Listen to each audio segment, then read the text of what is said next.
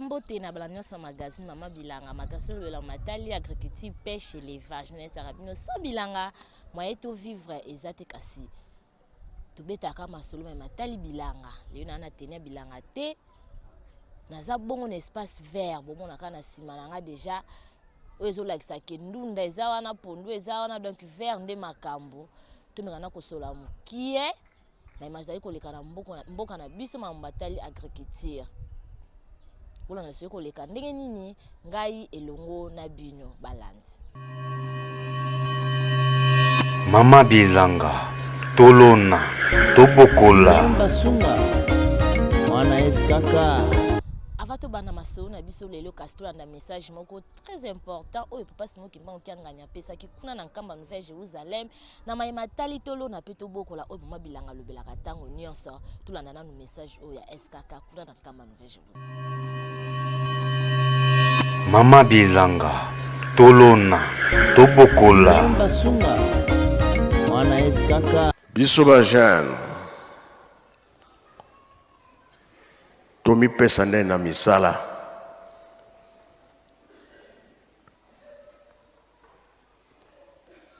tolona tobokola tina ezali 68 69 70 papa mfuma longo alobaki te ye moko papa na ngenda alobi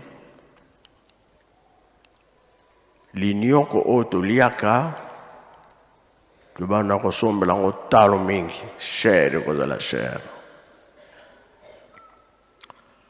bafufu oyo tosombaka toliaka ekozala mpe shere ya koleka soki toloni te ekozala pasi pa tozokende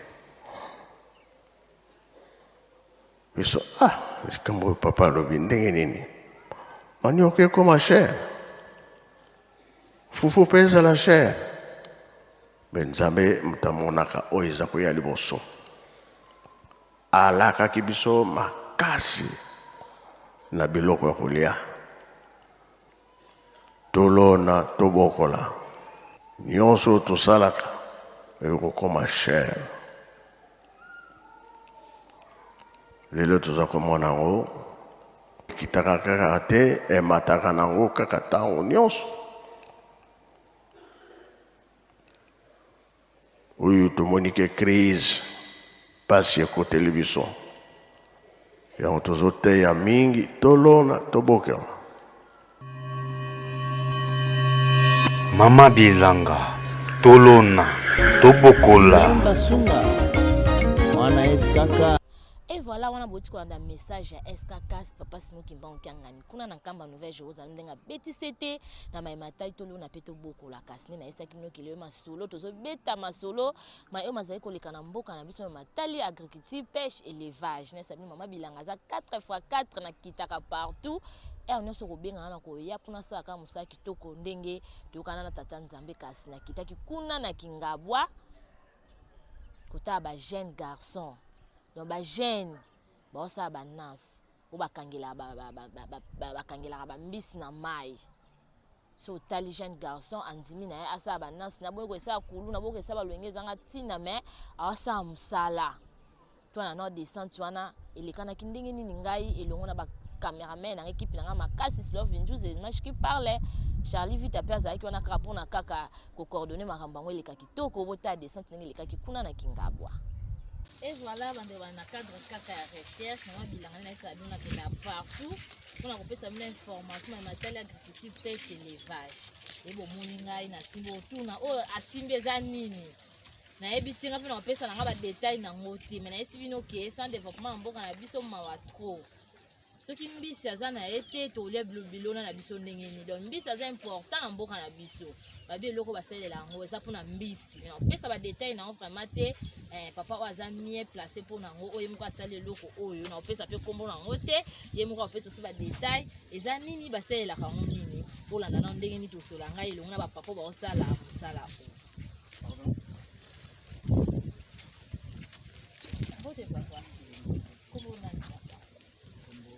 fils Kombo.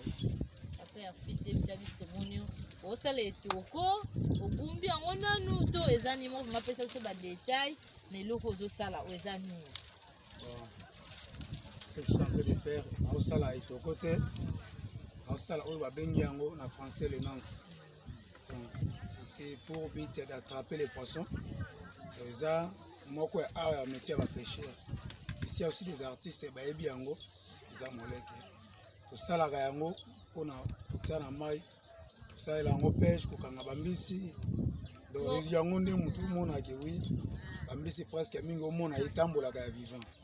Eutaka na oyo. So eza bamarke ya bambisi basorti so bambisi ekotaka awa to mbisi nyonso babengi mbisi na kati ya mai. Bon moleke ndenge aza boye akotisaka eloko to eza ya kati ya mai. Si s'agit sirène aleki na nzela na akota. Akoti yango kati? Oui. Akota. So nde bosala yango boye bosala yango na matière nini bosalela yango oyo namoni eza basinga donc eza endurance nango koma ezala makasi to soki osali yango kaka bo après quelque temps ebebi nango to ndeni? Bon noti pour ye nde tosalaka ye kosala moleke pour construire c'est tout à fait un grand travail par rapport ya nini. Ça fait combien de temps?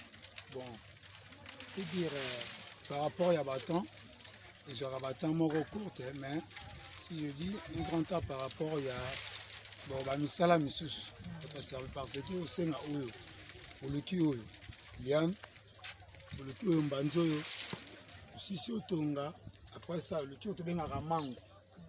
J'espère wana soki nakozweti mpe mo soki kozala na olakisa yo ndenge ezala oyo naza nanu na première étape na ya construction ya nansi. Bon ezala combien d'étapes? Donc soki tolongoi nanu babiloko bamatériel to soki evandi po etelema moleke moyebe mpona eza boye naotonga moleke epo ekóma mogbaza na lingala ya solosolo. Monini? Mogbaza. Mogbaza. Mogba. Mogbaza. Mogba. Walingala bakanza. Mogbaza. Po naotonga moleke ekóma ma mogbaza totalité na aza na 3 étapes. Première étape nde naotonga bo. Deuxième étape nakotia yango basection na kati ekosala etemisa yango boye. Troisième étape nde nakotia yango baporte na yango ezaki mbisi ntango akoti kasekala yura pas moyen te abima. Ebandaki na étape première étape ya construction po ete ezala esila mobimba ndenge ndeko asilisi kuna ntango esili wana zwi basection oyo tokotia na kati na wana oyo lokola aza mokutu akota 4 section moko awa boye moko awa moko awa moko na suka mpona koservir atelema malamu. Alors soki atelemi okota sikoyo na 3e étape oyo eza kotia baporte tokotia porte moko awa boye oyo tobengi yango salon. Salon? Oui.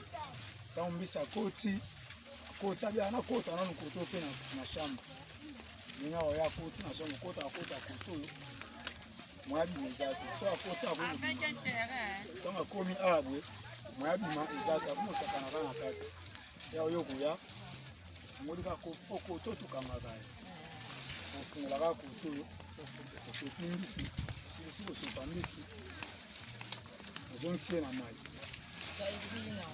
oyo totiaka na place ya profondeur eza na 2 sorte tondaka bambisi omonaka mbisi ya minene wana boye mbisi ya minene ya viva wana voilà bambisi omona ya minene wana bapoka banini bauta na biloko mpaka mbisi etambolaka mpe otaka na biloko.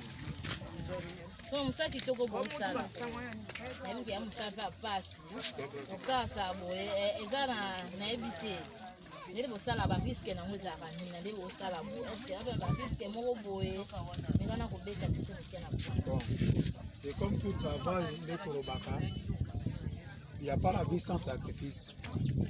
Sacrifice eza ya makila te ya kosabandone toujours na travail. Mosala oyo eza na bariske mwa mingi mpona nini kozwa bamateriel ya mosala oyo eza facile te. Donc il faut kende na forêt okota na forêt na kati na forêt il y a beaucoup de risques vous le savez. Il y a des lions, il y a des serpents, il y a beaucoup d'animaux sauvages là-bas. Alors tant que au kati oyo donc si ça okata oyo comme une étape et que okati pe oyo donc si okata oyo une étape okati pe à porte na yango donc tant okata yango obanda mbala moko tout pour le candidat puisque ya ko nettoyer yango alors sona badina kino na étape ti ya oyo kozwa oyo azana on yemono na 3 étapes kozwa pe oyo azana 3 étapes kozwa pe okuna aza pe na 3 étapes kozwa pe mo moleke ça telema mobimba azana 3 étapes j'espère na éviter kombo na pesa ki kwa zonga na kombo na lingala bengi soko posana Comment les hommes à casse? les aïe na ba kombo moko simple mais avec na bakaki Vraiment. Quand on sait que tu as ça là, on a évité conseil pour pesa. Abandeko. Oh, ils pêche, na ça rabino. Mbisi ni makamba. Ba pêcher na mboka na biso bazali. Kulukaka ko exporter ba mbiso zo dalibanda. Mais awa na mboka na biso ba pêcher ka makasi bazali. Donc tant que jeune, conseil no pesa ba. Jeune bazala bandaku, na conseil no pesa ministre ministre de pêche. C'est l'élevage. Bon, ce que nous avons na côté na ministère na biso kuna tout que na kati na ministère na côté ya ministère ya pêche tout le monde a dit oui ça ne va pas bitu va vendre kuna te il y a beaucoup de pêcheurs na kati ya Congo mais en évaluation makasi na musala oyo a pêcheur au sale parce que ba ko assumer que responsabilité na bango te. Pour ce que on a fleuve Congo na notozana yango. Il y a 3 poches yambis. Ces 3 poches ba exploitant non même première poche le comité. Donc car ya poche. Disons car et comité c'est dans les tiers. Et ils qui va exploiter, ils non exploité. Alors il faudrait que les bateaux de pêche et si les bateaux de pêche arrivent, les appels quoi bloc monsieur ko sala que oui. La pêche a commencé au dépend de l'accélération à niveau à l'état. Comment on a que oui, il y aura des exploitations ici. Au lieu de comment les on a des c'est pour ça que moi on a commencé à jouer là, toujours pour avant à cause trop de formules. Mais tout ça na richesse, tout ça na mbongo, tout ça na mabele. Mais l'état ça na matériel pour tout. Oui, côté na côté à pêche en tout cas Congo pour la vie sociale faut tout monde va pêcher va agronome na biso presque tout parce que le ministère ya agronome na ça de développement ils se basé tout dans le comment que ça bilanga ça la millet tout élevage tout ça na carte alors c'est une responsabilité na bango conseil na opesa na bango vraiment bazonga sima bato za la base. Merci papa. Et voilà on se rolanda jeune kama mbosala musalo na ba pays mususu bilaka ba jeep na e ba mapangu po ya musamwa mukiete mais nous ça va bien nous continuer kaka ko informer bino matala petit pêche élevage de mobembo eza kokoba si kokoba to landa. Mama Bilanga, Tolona, Tobokola. Basunga, mwana eskaka. Et voilà, bande walando wambo siko landa descente to staki kuna na kingabo na tina kaka kolakisa bino mai oyo elekaka na agriculture pêche élevage moni ba jeune bazo sala ba nance o bakangela ba mbisi ba pêcher ba sala ngo mingi hotel ba jeune bazo sala ba nance wana donc na channel commentaire te bino mo monde ana bilili ndenge descente leka ki anga ezaka montage te na kitaka vraiment sur terrain ko tala ndenge misale ezali ko salema. Yesa rabino sans agriculture, sans pêche, sans élevage, développement mboka mseza ya kokufa.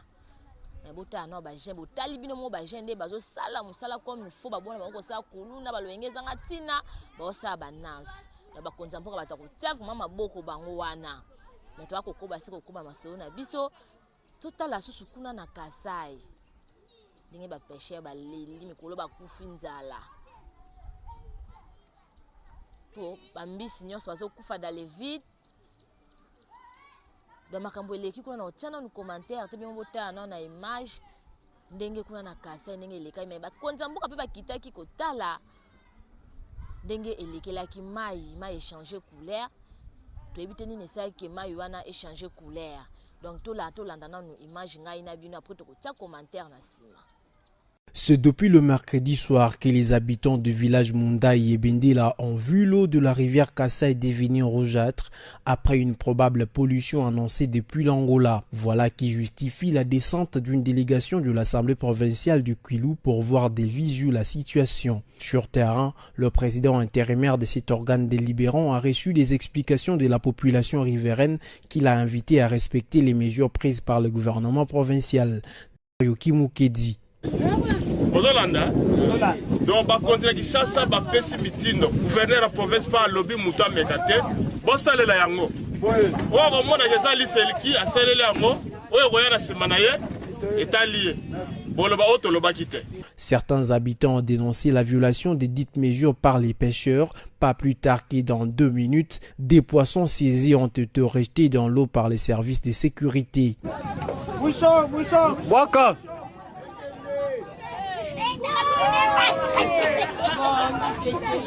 L'issue de ces constats et de solliciter une expertise au gouvernement, poursuit le député provincial Dario Kimukedi. Nous avons été instruits par le président de l'Assemblée provinciale de pouvoir effectuer cette descente à Bendela pour constater. Ce que nous avons vécu ici, c'est horrible. Effectivement, nous constatons que la rivière Kassai est infectée. Comme nous venons de le constater, nous allons, en tant qu'organe délibérant, saisir l'autorité provinciale pour que les experts puissent au moins nous dire les dangers de contamination qu'il y a par rapport à cette eau. Donc pour l'instant, nous avons constaté et nous allons saisir l'autorité provinciale pour des mesures idoines. Face à cette interdiction de la pêche, pourtant une activité principale, la population a invité les autorités à vite solutionner les problèmes pour éviter la famine. Mama Bilanga, Tolona, Tobokola.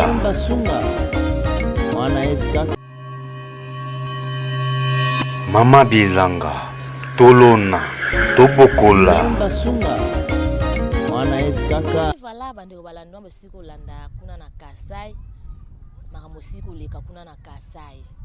Ngai na bino tomoni na ba image, ba pêcheur ba leli, moye ba lia sumbisi ezate, po batekaka mbisi nango babokolela bana mbisi nango basala mambo ebele, mais mai ebebaki.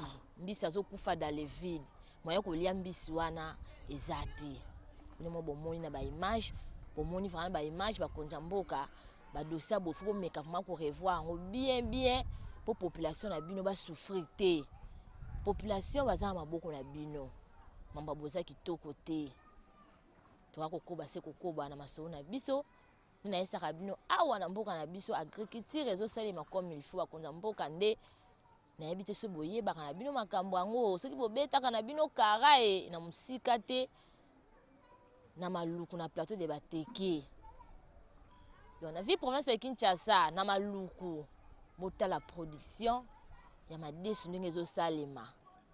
Tolana nano agronome ndenge apesa ki likanisi na matali production ya madesu kuna na bateke ndenge ezali ko salema.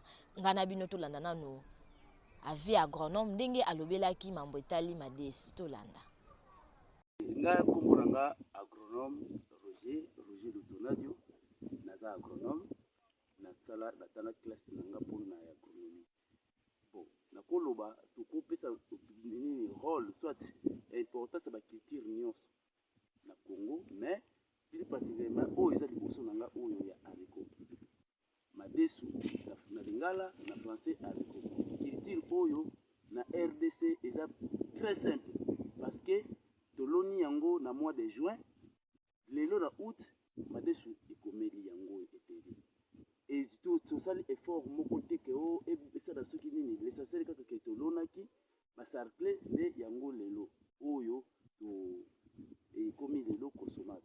Ezali culture eza malamu eza na ba protéines oyo tokolukaka ta mosusu na ba soja na ba biloko ba culture ebele na misuni, mais yepe aza na yango to profiter koloba ete na culture oyo eza très simple pour na kolona pour na kosala yango surtout awa na plateau de Bateke parce que nous na plateau de Bateke et puis tout monaka na République démocratique du Congo na pays na biso oyo toza vraiment ce total na ba est kuna madesu ebimaka ebele eza ba culture oyo tokoko gouvernement na biso ce soki atie bamoyen tokokotisa yango badevise ebele na mboka oreke tokende na Namibie tokende koluka tokotisa bango devise dao na bapoisson kende tuna prix or biso mpe ndenge tozolinga tokende somba Thomson na Namibie eza mpe biso mpe tokokotisa mbongo ebele badevise na mboka na biso soki todevelope culture oyo ya haricot parce que eza très riche en protéines elonamaka bien et puis ebotaka malamu yango ezalaki lokola conseil oyo tokopesa na bakongolais nyonso mpo esika nyonso tozali parce que ebotaka kaka na plateau te soki okende na Matadi na bakinza mvwete wapi okende na este madesi ezobota ebele eza unique eza baculture oyo tokokomettre en jeu mpo pays na biso ekokende liboso. Mama Bilanga tolona tobokola Sunga mwana eskaka. Et voilà wan bosi kolanda ingénieur agronome ndenge apesi makanisi na ye matali culture babengaka madesu haricot. Donc commentaire koute bete bi mo moni ndenge apesi avi na ye bakonza mboka vraiment omeka vraiment ko revoir dossier nga na esa bilonga Mama Bilanga na kotika koloba deke na moni changement mais so changement ezate na kotika koloba te na koloba ka tango nyonso ti bokoyoka nde na tiki koloba ponga na za molobeli ba Mama Bilanga onyo sasaka bilanga na onyo salona kandunda na pondu na onyo sasaka élevage na onyo sasaka pêche na ba ke Mama Bilanga na sima na yo molobeli na onde yeyo. Donc bakonza mboka vraiment meka ko revoir likambo oyo na mboka na biso domaine agriculture eza ya kukufa omeka vraiment ko revoir ngo koza malamu mingi mais toza kokoba si kokoba tola na importance ya café na nzoto ya mutu beba yeba ka importance ya café te café salaka nini mais les to kolanda mais importance ya café na nzoto ya mutu café salaka nini apportaka nini na nzoto ya mutu ngana mitolanda importance ya café na nzoto ya bato juu ya ile inangaria sante au afya. Swahili fasile inapenda kusemea mbegu ile banaitaka kafe.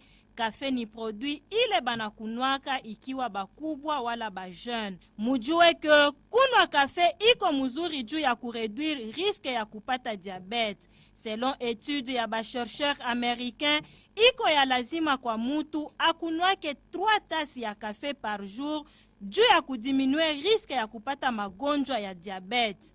Selon bachercheur américain, banaongeza na kusema que étude iyi inafanyika pendant 20 ans na 7000 personnes bali développer to ya diabete, lakini bale balikunwa kafe plus ou moins 3 tasses ya kafe par jour, diabete yabo ilishuka na 11%.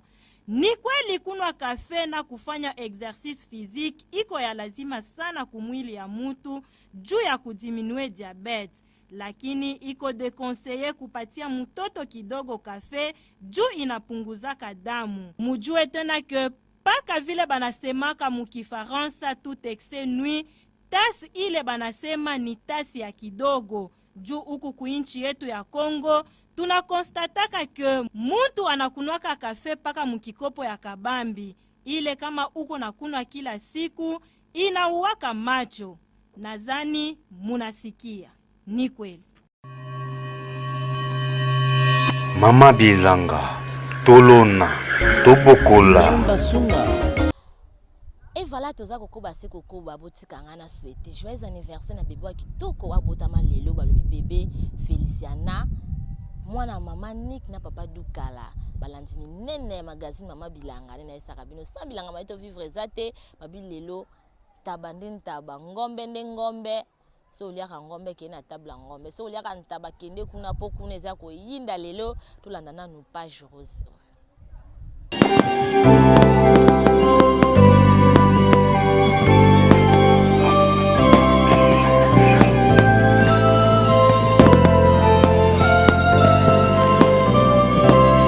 Joyeux anniversaire, accepté de bon cœur mes vœux les plus sincères de joie et de bonheur. Joyeux anniversaire, accepté de bon cœur mes vœux les plus sincères. Joyeux anniversaire.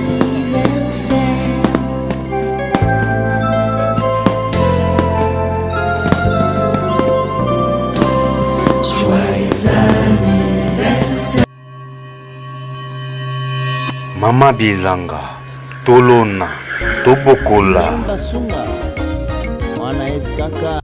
Et voilà tokomi na suka magazine Mama Bilanga. Lelo na mona kunde na oloba te bandeko balandi poza pasi pe mawa osiko mona ba image ndenge eleka. Dona mboka na biso production ezali na mboka na biso misala ezo salema me bakonja mboka no beta sete mingi lelo na kolobela mingi bakonja mboka. Ministre agriculture, ministre jeunesse, ministre environnement. Nasi bino mo bomona ba image. Domaine oyo eza vraiment domaine na bino bo meka vraiment ko revoir. Bo meka vraiment ko revoir. Bota ba jeune ba osa ba nance. Ba nance to ko sa ngo pe belé. Bande ko so ba tuninga atozana bateau de pêche. Est-ce que biso déjà na Congo tozana bateau de pêche? Bota ba mbisi.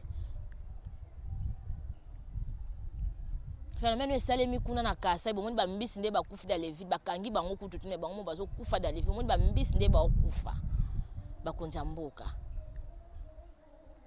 to meka vraiment ko bongisa bo meka vraiment ko bongisa pour population jusque la population